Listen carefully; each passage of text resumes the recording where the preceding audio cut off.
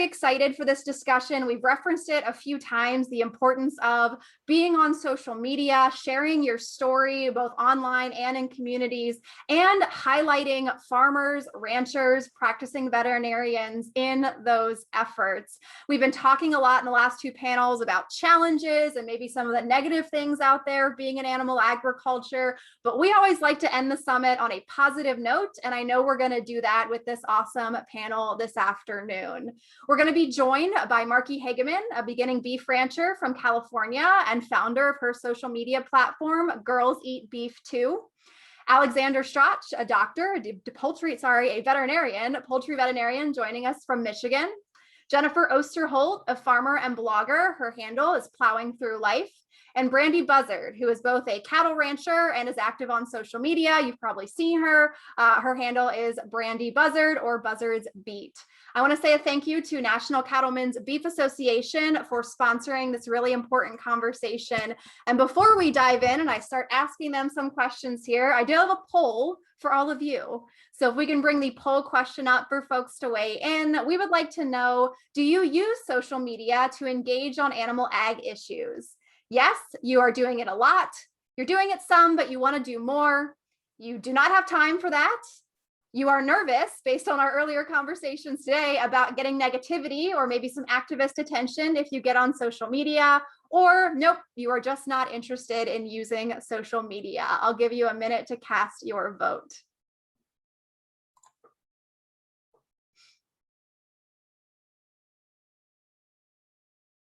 All right, looks like most people have voted. So a quick look at the results. A lot of you, 36%, are actively involved in using social media. So perfect to get the hard questions come in, and we'll get the expert panel here to weigh in. Some of you would like to do more, which is great. We'll hopefully give you some ways to do that. Some of you maybe want to, but have some concerns. So we'll try to address those as well. And very few are not interested at all. So maybe we can convince some of those folks as well to get involved in some of these topics as well. All right, well, we do not have any formal presentation for you guys. We're going to jump right into questions. So please do get your questions into the Q&A box and we'll get to as many as we can. I'm going to kick things off with a few questions for each of our panelists. And when we do that, I want you to also take the opportunity to tell us a little bit about your platform. I said the name a little bit quickly, but we'd love to have some background too. So we'll get started with Markie Hageman. So Markie, tell us about your engagement efforts and what do you feel like is the most effective thing you're doing to reach the public? So I think I like to say I'm a little bit unconventional with my social media strategy, because all of the strategies that I've been taught just never worked for me personally.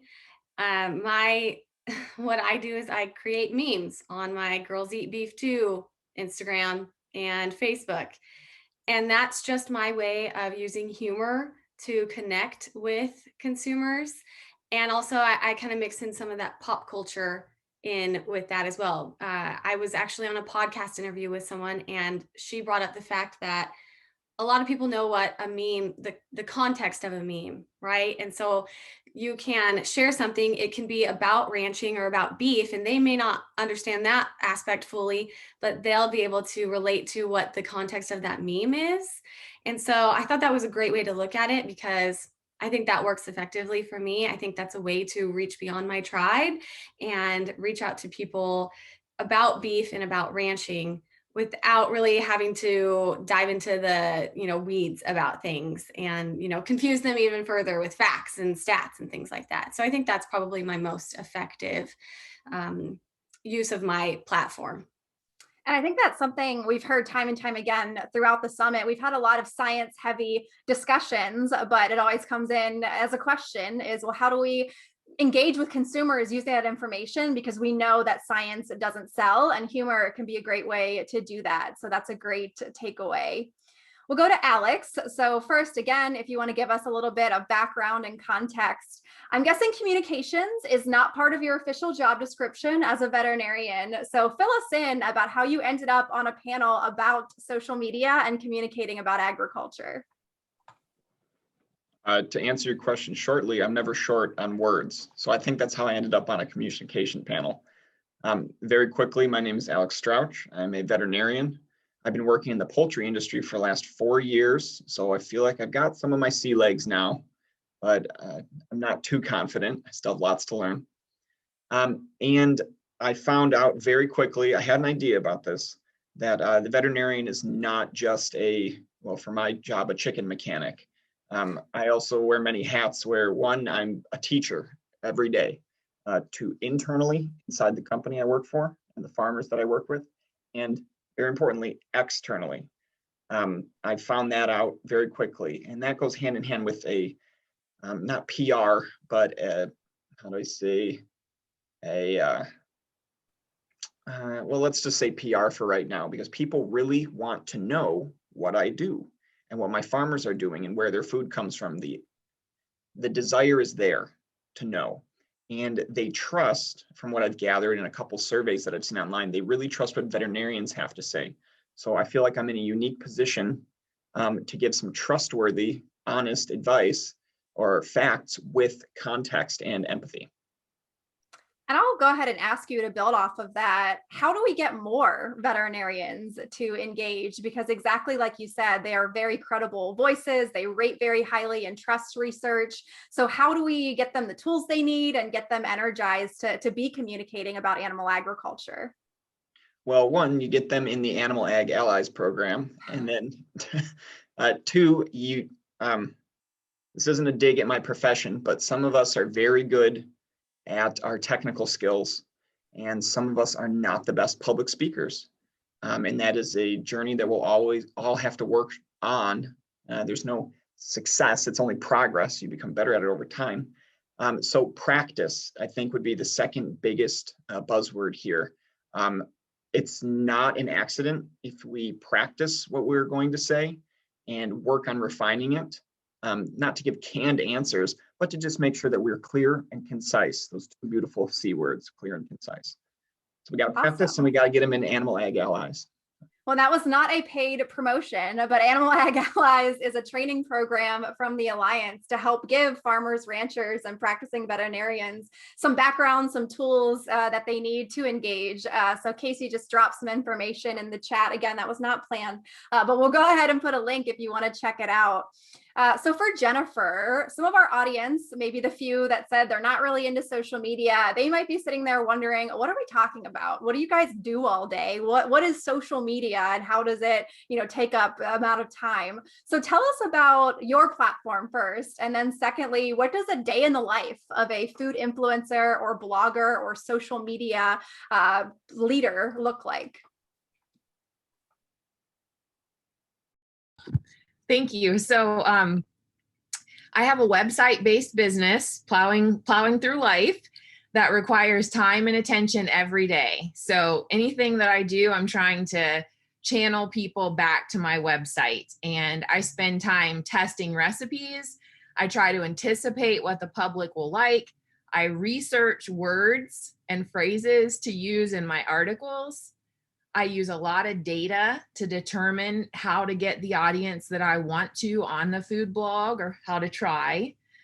And then I write a post in a format that both Google and the readers or the public can understand. So it's certainly not a diary. I began sort of sharing more about life on the farm and what I was doing. Turns out not a single person in the world Googles Jennifer Osterholt, life on the farm, week of June 27th, 2015. But there's a lot of ladies that want to know how to make their box of chocolate cake mix taste better at the birthday party. So, I think of ways to then, once I write a post, to promote it. So for me, I really focus on sharing on Pinterest, working within networks of other bloggers, other people, publishers, website owners, and then look at what other forms of social media we can use. So unlike some of the others on the call that you're more likely to find on Instagram, TikTok, or Facebook, I'm continuously trying to grow followers and reach on Pinterest and trying to build authority on Google. So go ahead. As a follow-up to that, one of our speakers on one of our pre-conference webinars talked about how we need to make sure we're using the language that consumers are Googling, because if we're just using our own, you can have the best content in the world, but it's not going anywhere. So for those of us who don't maybe live search engine optimization, all of that every day, do you have any quick and dirty, easy tips to get started with making sure we're using the language that other people are using? So I just answer very basic questions multiple times over in every article that I write. Like, back to that point, there's a lot of people that search for kielbasa and sauerkraut every day, or that want to know how to cook certain cuts of meat in a certain type of oven.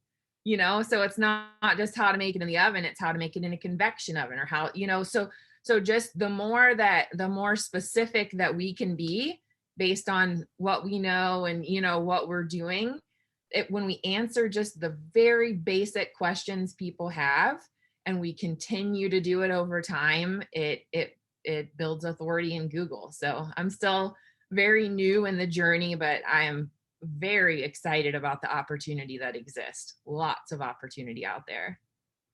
Great stuff. So Brandi, you have made quite a splash online with your platforms by weighing in on certain moves by brands, politicians, maybe recipe websites most frequently, that may be of concern to animal agriculture. So tell us a little bit about your platform, and then specifically tell us a couple stories or examples, or maybe one that's most resonant of experiences you've had in doing this and recommendations you have for the rest of us who want to engage similarly.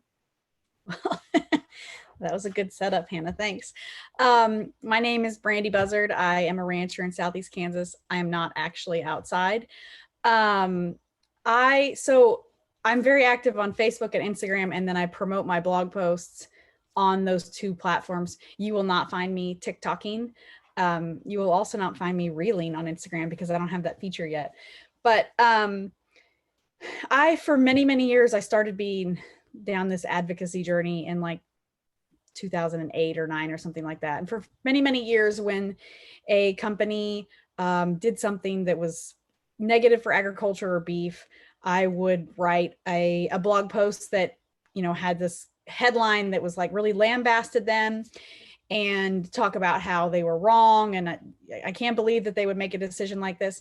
And I got a lot of clicks and a lot of traffic, and I never did reach the goal of having conversations with those businesses, or to building a bridge with grocery shoppers. And that's my goal. My goal is not to have 1 million Instagram followers. I mean, that would be nice, but that's not my goal.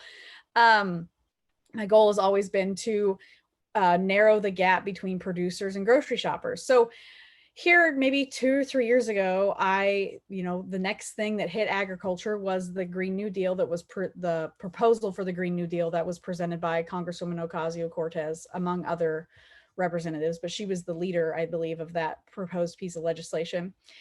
And instead of doing what maybe like the default is to talk about like how, to write a blog post about how can you say these things, you don't know anything about agriculture and why are you making decisions for us, I decided to write a blog post that was more inviting, a lot less inflammatory. I should pat myself on the back. I'm really good at writing inflammatory things, but they don't necessarily yield the results that I'm going for. And I wrote this letter to Congresswoman Ocasio-Cortez telling her that, I have concerns about the environment too. I can appreciate that you have concerns about the environment. Farmers and ranchers, we want to be part of the conversation. These are some of the things we do on my ranch, that cattle have an impact on the environment in a positive way. This is what we're doing on our ranch. I would love to host you. Now, I never did hear from Congresswoman Ocasio-Cortez's team. She has yet to show up at my ranch. I think my jaw would drop if she did.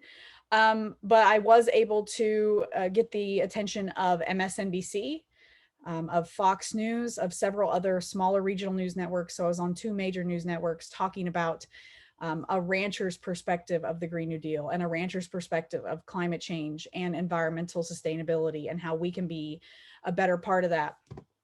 I was also invited to the White House to speak to senior White House officials in the former Trump administration and serve as that producer voice and what we're doing and how we can be, how beef is part of a sustainable diet and how beef are part of the climate, cattle are part of the climate change solution.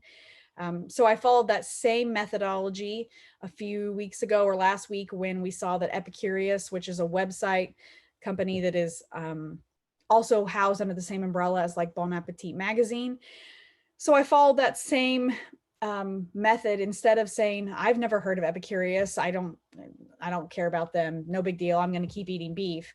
I wrote a blog post that again was didn't denigrate them or was a lot less inflammatory than what I internally was feeling, inviting them to the ranch, sharing beef information about, about sustainable beef, about the environment, about the conservation practices that we have in place here on our ranch, and inviting them to the ranch. I have not heard from Epicurious. The blog post is still making circulations. I did get Instagram followers and Facebook followers out of it, but that wasn't my goal. The goal is to reach grocery shoppers who have questions about their food, who specifically beef and raising cattle. I have not heard from Epicurious, but I do have an interview with a major news network coming up within the next couple weeks. I won't name that, but that will be publicized when it happens. But I hope people don't think that because I don't write the inflammatory things that I'm not feeling them. I'm a very passionate person. Anybody who's ever met me knows that. So I have to really clamp down my frustration when I see this kind of news making headlines, and realize that if we want urban grocery shoppers and urban policymakers to listen to our opinion, we have to be willing to listen to theirs. That is a two-way street. And it took me an embarrassingly long time to figure that out. But now I have decided that's kind of the path I'm going to take. And so I guess that'd be my piece of advice is instead of doing what would maybe be the anger releasing or frustration releasing method, is to think about what the actions that we take that can actually help instigate change, or that can actually help foster the kind of relationships that we want to have. So. Yeah, maybe save that first angry version in your drafts folder and revisit it later after you have that. I still have that first angry version. And I slept on it and revised it multiple times before I sent it off to the Congresswoman. So I absolutely have those feelings, but I have just realized that paints agriculture in a negative light, when the only time that grocery shoppers and policymakers hear from us is when we're mad at them. It doesn't build a relationship that goes two ways. So that's some great advice of, taking a minute, simmering, counting to 3, whatever, before jumping in. So Markie, on one of our earlier panels, there was some question about maybe negative voices on social media. So how do you choose with your platform who you're going to engage with and who you are not, and what that looks like?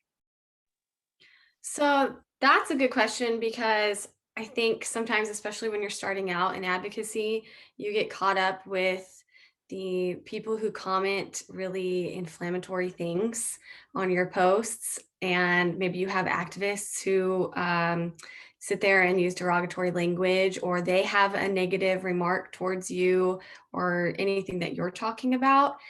And I think that sometimes it's like Brandi, we tend to just want to respond, and we're passionately responding. And you have to sit there and think about it objectively. You have to realize, okay, I'm not going to engage with people who are just there to cause problems, because that's the thing, is they're just instigating. They are just there to get a rise out of you, and they're probably successful in a lot of ways. We've seen a lot of social media advocacy where they are successful. And honestly, when I first started out, I was the same way. I made so many mistakes. And to put a plug in there for College Aggies Online, that was a good way to learn the messaging and learn how to respond. But I think that I look at, what do I want to say? What do I want people to know about a certain message, whatever it is, if it's responding to someone like Epicurious or responding to just something in general about the industry? And then I just try to, if I'm making a meme or if I'm just making some type of graphic or something, I just try to make sure that it gets my message across, and then people will share it. People will, see it based on those shares. And then whoever wants to have a discussion with me, they're going to have a discussion with me. And I've had a lot of success with people who want to just have a discussion or who ask questions. I actually had someone not too long ago who he said that he actually had changed his mind on what we had spoken about. And I had help from some followers that commented as well. But, instead of being just, blowing up and reacting to it in a negative way, we had this conversation, and you just have to learn how to reel yourself in. You have to learn how to kind of look at who's commenting and why they're commenting. And then you just sometimes have to be the bigger person. And it's so hard. It is very hard. And I vent to my fiance all the time about it. And I'm like, I can't believe this person said this. And I'm so irritated. But then you just go back, and it's going to look better on you when you respond well. And other people who are reading that, who may be like, wow, this person just totally went at her and was not nice and was not respectful, and then you respond kindly, they're gonna maybe build some more trust in you or respect you more for that, which I think leads to trust, versus if you were just, commenting angrily back and saying something just like, oh, you're a jerk. You just have to be the bigger person. So yeah, and I think that goes to a question that's in the Q&A box too, is you just have to think about what your intention actually is. Is it to make yourself feel better or get your followers riled up, to Brandi's point about, really hitting home maybe to the ag crowd? Or are you actually trying to reach outside of the choir? Because those are very different tactics to take. So, making sure your actions align with your goals. Alex, I want to hear from you because I know you can relate to this. And sometimes I get questions from people who are not individual farmers and ranchers. Maybe they work for a company, so they're not sure how to go about communicating. Are they communicating as themselves? Are they representing the company? So what suggestions would you have, Alex, both for individuals who are in that situation and then companies? How can companies empower folks to join these conversations? Okay. So I am in one of those categories. I'm an individual that works for a private company, so I can speak to that. But in more broader terms, interdepartmental communication is going to be key. So I like to say you practice during times of peace so that you can perform during times of war. If you work together with marketing and sales and HR ahead of time on your shared messaging, again, practice helps ahead of time, then you guys will all be giving one clear, concise voice from the top, and hopefully not going off in multiple directions or giving conflicting information. I have worked to develop a very good and collegial relationship with the marketing department, and to the point where marketing actually asks me to review some of the things that they want to post before they post them. And I am wildly relieved that we do that, so that we're not backtracking or deleting or just letting something ride because it's already got enough traction and it would be detrimental to take it off the internet. Preparation, in one word. Yeah, that sounds like a great takeaway. I know we have a lot of communications and marketing folks on the line. So, just making sure your scientists and veterinarians have eyes on your content and can point out any potential pitfalls, especially if you don't have that direct production ag background. Sometimes you might miss something that's not accurate. Again, that harkens back to a conversation we had earlier about making sure our imagery is positive and representative of modern animal agriculture. So really lean on your science folks and your on the ground field staff to help you accomplish that. Jennifer, something that's come up in the discussion threads and the app is the world of algorithms on social media platforms, and they are kind of a black box. They're always changing. What even is an algorithm? So tell us about how you stay ahead of those, because algorithms really determine who is seeing and interacting with your content. So if you're not playing to those, you're not going to get very far. So give us the quick and dirty on these platform algorithms and how can we learn more? Sure. Well, they're all difficult. It takes a strategy, right? You don't accidentally get found in any algorithm. From my perspective, the way that I have been coached, and then from personal experience, it's been easiest for me to get the most traction with Pinterest immediately. It takes longer to get into the Google algorithm, but that's the ultimate goal, is to be a strong, trustworthy website in the eyes of Google, so that more of my topics and questions to answers to questions rise up in the search results. So there's tools that you use that will tell you the monthly search volume and trends and what's going on, and you give it a try. Sometimes it goes really well, and sometimes it doesn't work quite as well. But the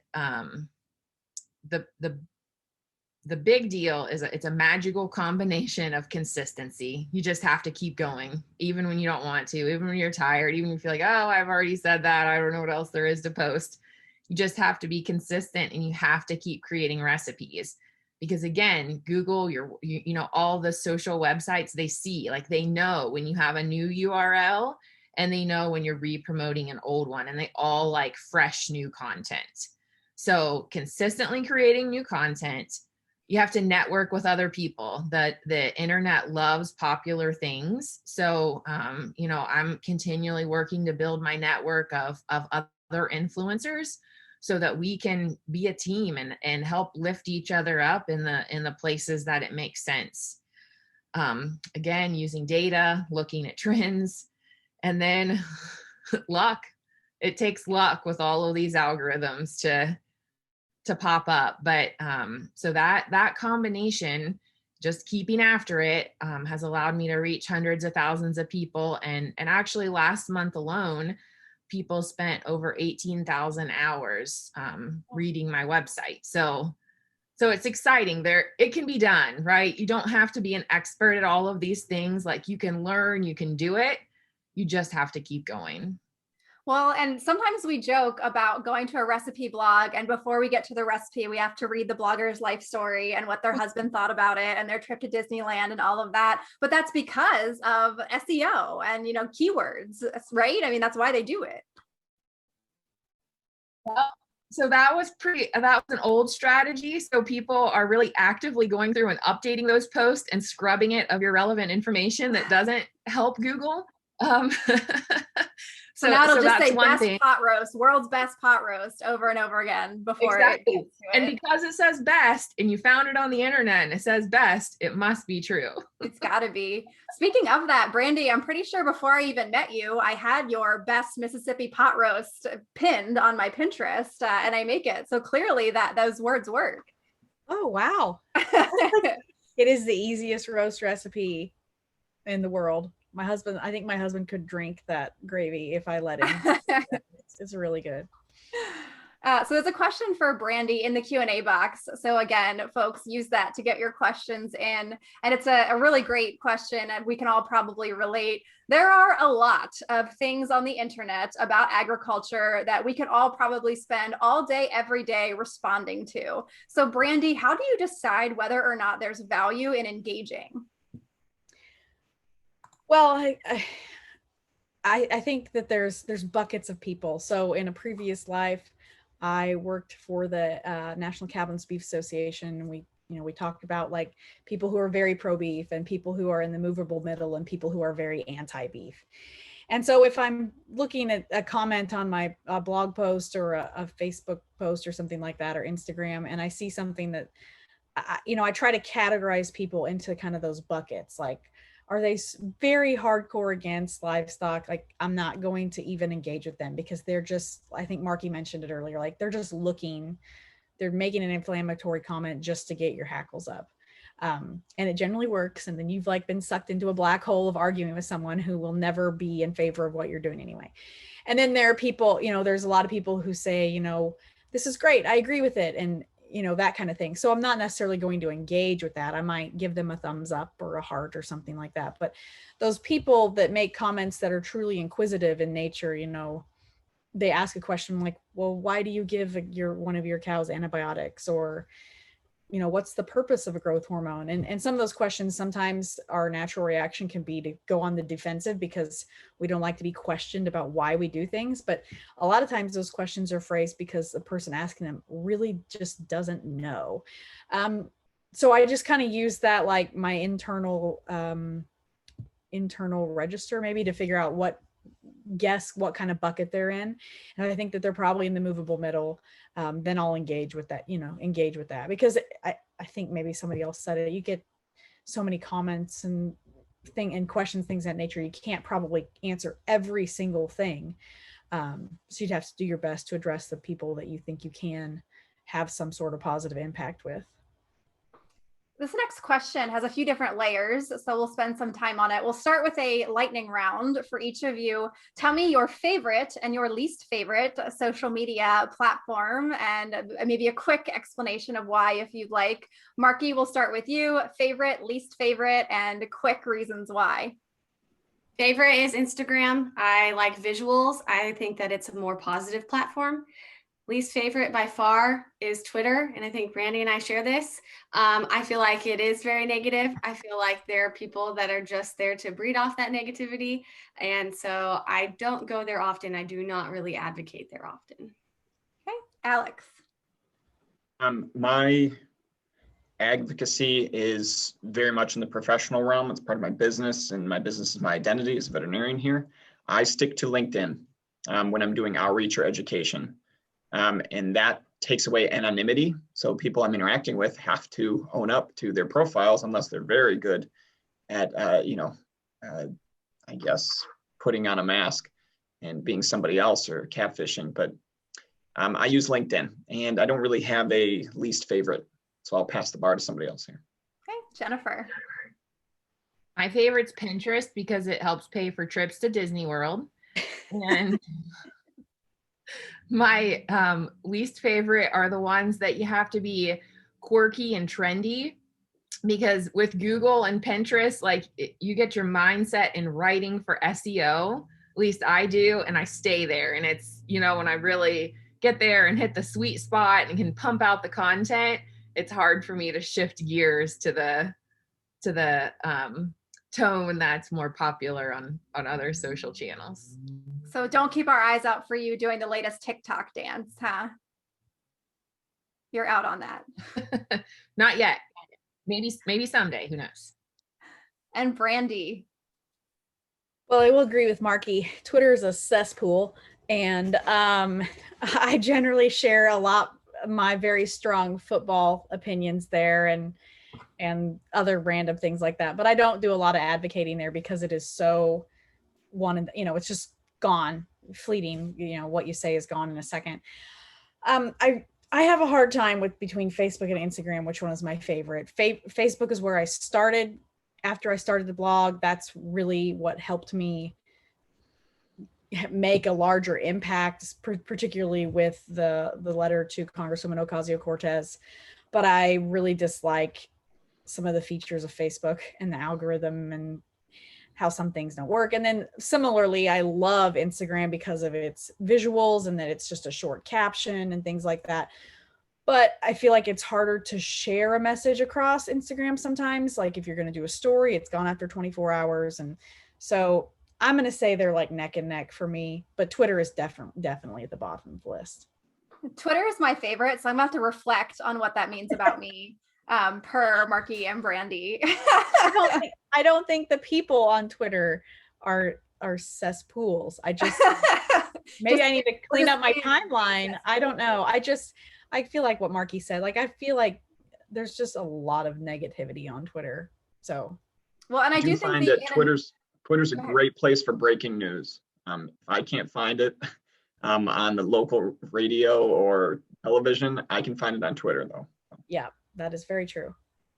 Well, and my goal with doing that lightning round, and I think it's exactly where we ended up, was to get to the root of this question, which is, how do you pick one that works for you? And it sounds like you guys have different objectives. So what you're trying to share is going to be best tailored to a certain platform.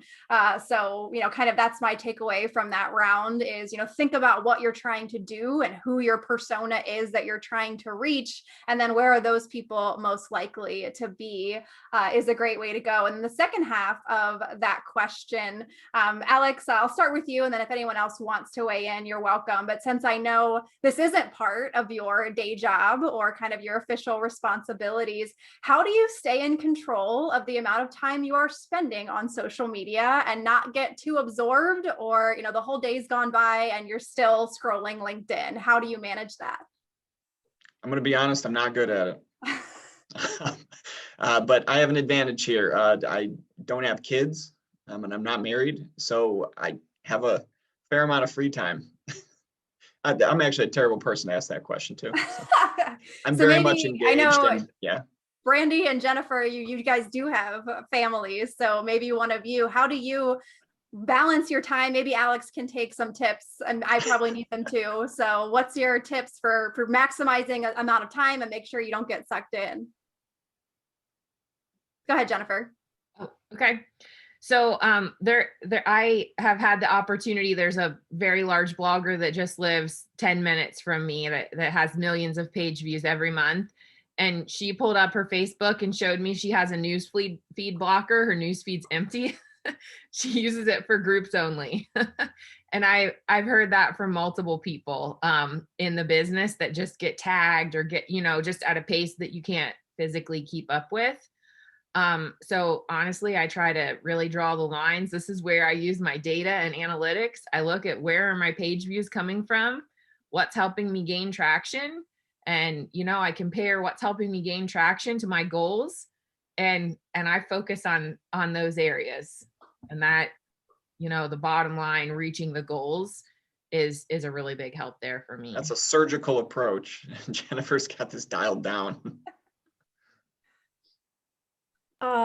I do not have a Facebook newsfeed blocker, as it turns out. So, I mean, I on social media for part of my professional job, but I'm also, I'm advocating in my spare time. The way it works is I generally am doing like did I say spare time? That's funny.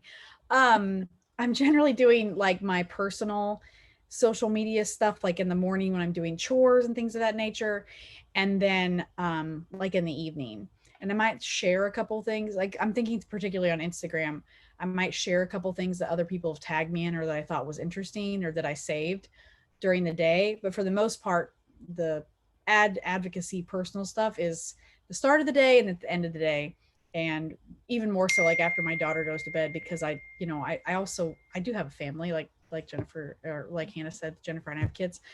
I also want to spend time with them and not just have my nose in a phone. So you have to strike a balance. And that's what I found works for me, is to do it in the morning and then do it, in the evening. So there's sometimes like big days on Instagram where there's like nothing in the middle of the day. And that's just the way it works out because I have a job. So. And something I've heard recommended before is just to 10 minutes a week. If you really have no time, is just carve out some amount of time and do whatever you can consistently. To Jennifer's point earlier, it's about consistency. So whatever you can consistently do, just, do it with whatever limited time you have. Markie, I see you're nodding. So do you think that approach has value, or do you think our audience has to jump in with both feet and, really try to do this full time? Or can folks do a little bit of time as they can with everything else they have going on and still have an impact? So yeah, I don't have kids, but I'm going through my credential program and, working and things like that. So I am relatively busy, but my trick, I think, that has been useful for me, because I'm also like Alex, I'm not very good about like keeping track of that. But I like to save, if I have an idea that's just like sparked in my head about something I want to post, I save them in my notes in my phone, or I save it as a draft on social media. And then if I have a writer's block or just a block of any kind, then I leave it. and I don't sit there and obsess over it, because then I obsess and then I get distracted and then I'm scrolling and then spending more and more time. Advocacy, when you're starting out too, like I am, you're definitely still, you're trying to get to a certain point. You're trying to continue to grow, and you're trying to continue to improve everything. So I do spend time looking at what other people are posting to just get inspiration and things like that. But it helps to, like what Brandi does, do it in the morning. Like when I first wake up, I give myself just like 10 minutes to scroll, 10 minutes to maybe think of something that I want to post. And then I leave it. I have to go do what I'm doing. And then if I have a break, I come back to it. I sit there. If I'm spending too much time on one post, I put it away again. So it's just more of like, write down notes, keep things in your phone, so that way you can quickly go back to them, but don't sit there and obsess over it, because then you're going to just like go into this bad circle of, constantly looking at your Instagram or, just obsessing over this post. So that kind of helps me time manage a little bit. And I think you also got to another question here in the box. So we'll do a lightning round, since we just heard from Markie, another quick round from Alex, Jennifer, and Brandi, which is for farmers and ranchers who aren't already social media rock stars like you guys, what advice do you have for them on posting more regularly and more strategically? So Markie just gave some great tips about drafts and that sort of thing. So what other, very tangible takeaways would you have? Alex, we'll start with you. I'm going to take a leaf out of Jennifer's book here to answer very basic or simple questions first and foremost. I'm very much on animal facts, and maybe somebody doesn't want to know about the proventriculus and the gizzard of the chicken. They want to know something more like that chickens can float in water. It gets more engagement. And by the way, they can float in water, just don't leave them in water or they will eventually sink. So go for simple stuff, and humor goes a long way. Jennifer. So sharing the basic stuff, looking at what do I want to accomplish? My family loves going to Disney World, going on a Disney cruise, if that becomes a thing again. And I see like, here's what I've done. Here's the results that I've gotten. So you don't know exactly, if it was that pin on Pinterest, like which pin or what, like you don't know exactly, but you have a general idea, right, of what you did. And I've heard a lot of people around me sharing a lot more exciting things than a Disney cruise. So that's the carrot at the end of my stick. And, I've had a lot of people say, here's what I would say to anybody. Guys, I did not start out, I'm not great at photography. I'm not a writer. I'm not, right? Like I'm not at any of the things that I do, but I just keep doing them and improving a little bit all of the time. So like any of you that have the desire to do it, to get after it, to stick with it, could absolutely do what I'm doing. And there are still so many holes in the internet, holes in Google, where people are searching for information and there's not yet answers. So the opportunities very much exist. You have to get after it. You have to keep going.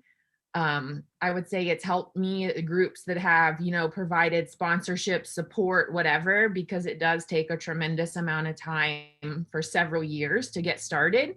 But, I'm excited to see in the future where it can go. And Brandi, how about you? I had to take myself off mute. Rookie. So for me, I don't strive to post 2 or 3 things on Facebook every day and a feed post on Instagram every day. It's not realistic for me. And honestly, it stresses me out trying to do that. But I do if I'm out feeding cows in the winter and rolling hay out, or if we're checking for new calves, I have my phone with me most of the time. I may not answer it if you call me, but I have it with me so I can take pictures. So I just take a ton of pictures, and then I might see something on TV or hear a funny commercial or hear something on the radio. And like, I'll think of a caption or something that could go with the photo, and then I'll just act on it. Like, I'm very big proponent of not forcing it. I'm not trying to I'm not trying to become Rachel Hollis and, influence a bunch of other stuff. I'm just trying to talk about what we do on our ranch. And so to do that, I need lots of photos. So I take lots of pictures on my phone. And then when I think of an interesting viewpoint or kind of a fun analogy, I am a huge music fan. And I know that sounds silly because everybody loves music, but like I think I was born in the wrong decade. I love classic rock, very much the cassette era classic rock. So I put a lot of song lyrics in my captions. And if I can think of a song lyric that goes with that caption, and so I kind of do that, but I just try not to force it. It's whenever I feel it. I do the same thing like Markie said, like when she has a thought. I have a bunch of like blog post drafts on my dashboard that have like 4 sentences, and I'll come back to them when I get like hit with the passion or like another idea to build on them, because I don't want to force it. I'll just, when I think of an idea and I have the means to make it be a full idea, then I'll publish it. So yeah, I keep a list in my notes app. And then sometimes when I used to drive places, I would, just do a voice memo and kind of, exactly what you said earlier, Brandi, kind of rant, whatever's on your mind, and then look at it later, clean it up. Is there something there? So, anytime you have ideas, just capturing to revisit later. As we come down on time here, we're going to get to our last few questions in the Q&A box. I'm guessing this is for Jennifer, and we did dive into more deeply, but I'll give you a chance if there's anything else you want to add. This attendee would like to hear more about researching words. What exactly does that mean, and how can they do it? So if you want to get more into SEO, search engine optimization, the first thing I would start with is there is a browser extension called Keywords Everywhere. And it used to be free, but now you can put, at least a few months ago when I had looked at it, you could put $10 to $20 in it and see quite a few search queries. So it's going to show you, when you start to search something, it's going to give you some approximate volumes and then give you lists of related queries, both above your query and then to the side. So that's one very economical way. Another one, when I'm making a post, is like I just did cottage cheese cookies today. Yeah, apparently people search that and there's like a hole in the internet. We'll see, like if I get any, like they were good. No one knew there was cottage cheese in them. So you look at the questions, and that was a lower volume. So maybe orange jello salad or something like that, right? Like kielbasa mac and cheese. You look and see what questions do people have, and I put those as headings in my post. So can you taste the cottage cheese and cottage cheese cookies? Do you have to refrigerate the dough overnight? So you just list out questions and answer them. And so I use a tool called SEM Rush that I pay for. It's a pretty sizable investment. But that, if companies or people want to go to that might be within their reach. But Keywords Everywhere, just for the layperson that wants to learn more. Excellent. That question came from a dairy attendee, so I'm sure she'll be thrilled to hear that you're filling the cottage cheese cookie hole on the internet. Brandi, our last question in the box here is for you, and it's following up on one of your earlier comments that outrage isn't necessarily the right method, but sometimes when enough people get angry, it actually gets a response, and companies do retract statements. So what is the right balance of, being inviting, but, amping up the volume when necessary? I just want to say I'm totally going to Google cottage cheese cookies now. So it takes like 6 months to show up in search results if you're going to. I'm just going to go straight to your blog then. So I'm planning ahead for Christmas. And then you can share it. Yeah. By Christmas. They taste cake-like, very cake-like cookies. Okay. I'm definitely going to do that. Okay. So on to the question of the hour here. I guess I'm a wordsmith. I write for a living. So I have to like break this down. So I want to make sure we know I'm not saying that you shouldn't be outraged. I am outraged. I have a short temper. So I get angry when I see those things, but I don't let that anger seep out into the keyboard, because I don't believe that being really angry at a company, and even if there's a bunch of us that are really angry at a company, is yielding the results that I'm searching for. yes, if enough producers are really angry voices and are really vocal, that brand or company, they might retract their statement or delete the post or whatever. But moving forward, how likely are they going to be to ask farmers and ranchers for their opinion? So the short-term goal might have been that they took the post down, but the long-term goal is, did they learn anything from it? Are they going to ask us our opinion? Are they going to bring us to the table the next time they have some, kooky marketing idea, or they want to do a video or something like that? So I'm not saying don't be outraged. Be angry. Angry fuels the fire, and angry can give you the passion you need to write something really meaningful. I'm just not advocating that we let the anger seep out into the words. And I think you can absolutely show disappointment in a blog post or a Facebook post or on social media, disappointment with a brand without, you can separate the disappointment from the outrage. I think that's totally doable. And that's what my method is to separate my anger from my disappointment and only let the disappointment show. Do I get on national TV every time I do that? No, I don't. It's not like a foolproof method, but I had been doing the outrage posts for, I don't know, 10, 11 years. And I had never gotten on MSNBC doing that. And I tried this new method. And I, got on all those TV news channels, and I'm going to be, on another outlet. So, for me, the proof is in the pudding, that I changed the way I approached things. I changed my tactic, and it worked. So again, be angry, let it frustrate you, but don't necessarily let the anger seep out, because the long-term goal is that even though we want the campaign to change or the post to come down or whatever, we still want to be part of the conversation moving forward. And how likely are we going to be invited to the conversation if we're just viewed as ticked off farmers and ranchers? I hope that clarifies. So part of my previous strategy was calling out companies and doing things, and you might get a spike, right, in traffic to your website because people are sharing that within agriculture, but then it tapers off. When you share recipes, you gradually build over time. How many thousands, tens of thousands of people have seen that? Like the kielbasa and sauerkraut, tens of thousands of people every month. And it has a modern meat production message weaved into it because it's a sponsored post by a meat commodity. So, just that change, I did not reach nearly as many people when I was calling out companies as I do now with the kielbasa and the chocolate cake. Yeah, it's all about what I'm hearing. One of my big takeaways from this conversation is, don't just do it to do it with a goal in mind. And the way you measure your success might be different than you initially thought. It might not be likes or followers or things like that. It might be different metrics, and that'll guide what you do. All right, Markie and Alex, I want to give you one last shot here, 30 seconds or less. Do you have any final thoughts? I'll let Markie go.